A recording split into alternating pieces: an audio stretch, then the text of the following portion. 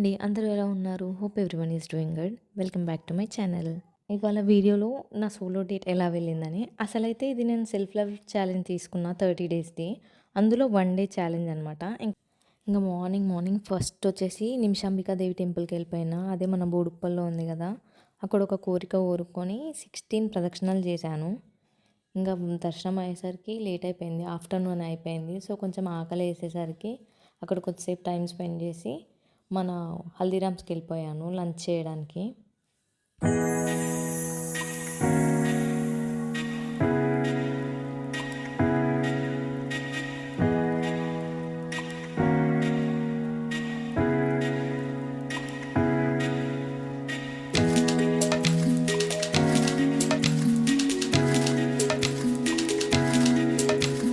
నాకు హల్దీరామ్స్‌లో నచ్చేది ఏంటంటే యాంబియన్స్ మస్త్ క్లాసీగా ఉంటుంది.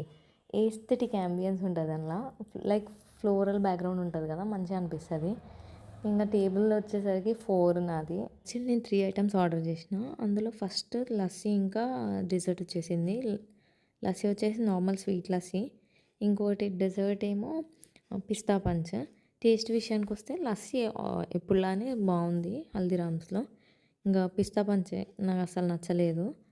ఇక నెక్స్ట్ వచ్చేసి మన రైస్ బౌల్ వచ్చేసింది. రైస్ బౌల్ కూడా చాలా అంటే చాలా బాగుండే. యాక్చువల్లీ ఒక పర్సన్ స్టమక్ ఫుల్‌గా తినొచ్చు. అంటే నేను ఎంత తింటానో అంత తింటే. ఇంకెక్కువ తింటే మాత్రం ఒక పర్సన్‌కి సరిపోదది. నాకు హల్దీరామ్స్‌లో నచ్చేది ఇదే.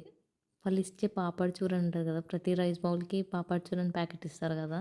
రైస్ బౌల్ కంటే ఎక్కువ పాపడ్ చూరనే మంచిగా అనిపిస్తది నాకు. లైక్ ఐ ఎంజాయ్ ఇట్ అనమాట. అది ఎట్లుంటదంటే ఇట్లా బ్లాస్ట్ ఆఫ్ ఫ్లేవర్స్ అనిపిస్తది నాకు. మంచిగా అనిపిస్తది.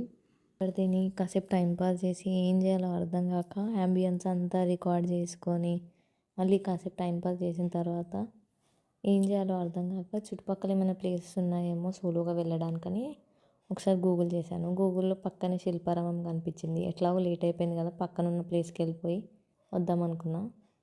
సో, అక్కడ నుంచి శిల్పారామంకి అయితే వెళ్ళిపోయినా. ఇంక అక్కడ టైం వేస్ట్ చేయకుండా డైరెక్ట్ ఆటో బుక్ చేసుకొని శిల్పారామం వెళ్ళిపోయినా.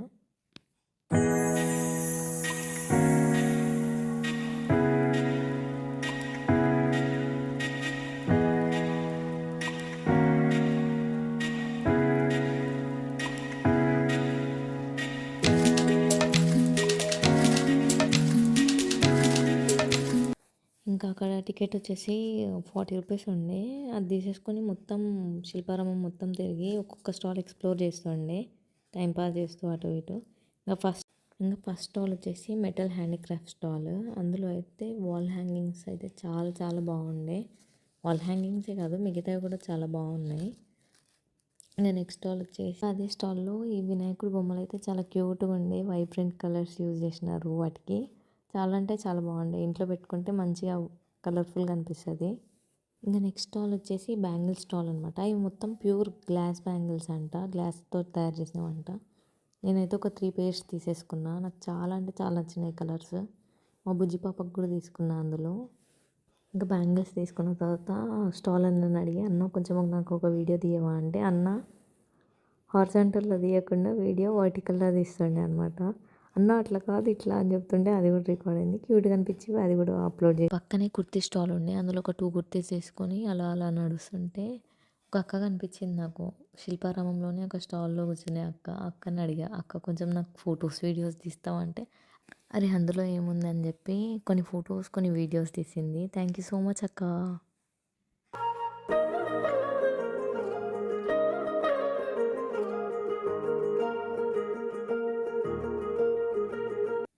ఇంకా ఫొటోస్ వీడియోస్ తీసుకున్న తర్వాత మళ్ళీ స్టాల్స్ చూడడానికి వెళ్ళిపోతే కొండపల్లి బొమ్మల స్టాల్స్ అయితే కనిపించింది నాకు.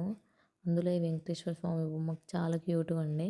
బయటతో కంపేర్ చేసుకుంటే ఇక్కడ చాలా తక్కువ ఉన్నాయి కొండపల్లి బొమ్మలు. అదేంటో నాకు తెలియదు కానీ చాలా బాగుంది వర్క్ అయితే. నేను మా బుడ్డోడికి ఒక 2 బొమ్మలు తీసుకున్నా ఇందులో. ఈ బొమ్మలు వీళ్ళు కొండపల్లి నుంచి తెప్పిస్తారంట. ఏమో అది ఎంతవరకు నిజమో మనకు తెలియదు. అండ్ ఈ స్టాల్లో నాకు హ్యాండ్ క్రాఫ్టెడ్ బాస్కెట్ నచ్చింది. అదొకటి తీసేసుకున్నా. ఒకటి 100 రూపీస్ పడింది. శారీ స్టాల్స్ కూడా చూసాను. మా అమ్మకు ఒక శారీ తీసుకుందామని. కానీ చాలా అంటే చాలా ఎక్స్పెన్సివ్ ఉన్నాయి బయట కంటే. అంటే వర్త్ ఇట్ కాదనిపించింది. ఎక్స్పెన్సివ్ అయినా పర్లేదు కానీ వర్త్ ఇట్ కాదనిపించి తీసుకోలేదు అక్కడ. శారీ స్టాల్ పక్కనే నాకు బ్యాంగిల్ స్టాల్ కనిపించింది. అందులోకి వెళ్ళిపోయాను. స్టార్టింగ్ ప్రైస్ 100 అనమాట. ఏ పేర్ అయినా 100. అది నువ్వు ఎంత హెవీ వర్క్ ఉన్నా బ్యాంగిల్‌కి 100 రూపీసే అనమాట. నేను అందులో ఒక 3, 4 పేర్స్ తీసుకున్నా నాకు నచ్చి. ఎవరు తీసుకోరండి అంత చీప్‌గా అంత మంచి బ్యాంగిల్స్ వస్తుంటే. సో, మా మదర్‌కి ఒక పేర్, నాకొక పేర్, మా అక్కకొక పేర్, మా బుడ్డి దానికో పేర్ తీసేసుకున్నా అందులో. తర్వాత స్టాల్‌లో మొత్తం సిల్వర్ జ్యువెలరీది.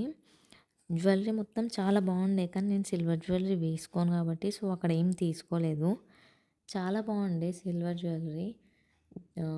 అది వేసుకునే వాళ్ళకి నచ్చుతుంది. బట్ నేను వేసుకోను కాబట్టి నాకు నచ్చలేదు ఏం కూడా. ఇయర్ రింగ్స్ అయితే బాగున్నాయి.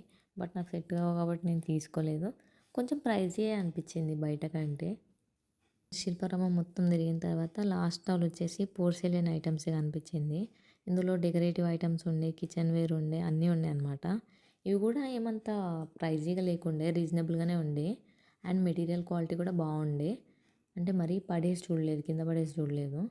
కానీ పట్టుకుంటే అర్థమవుతుంది క్వాలిటీ బాగుండే అని చెప్పి.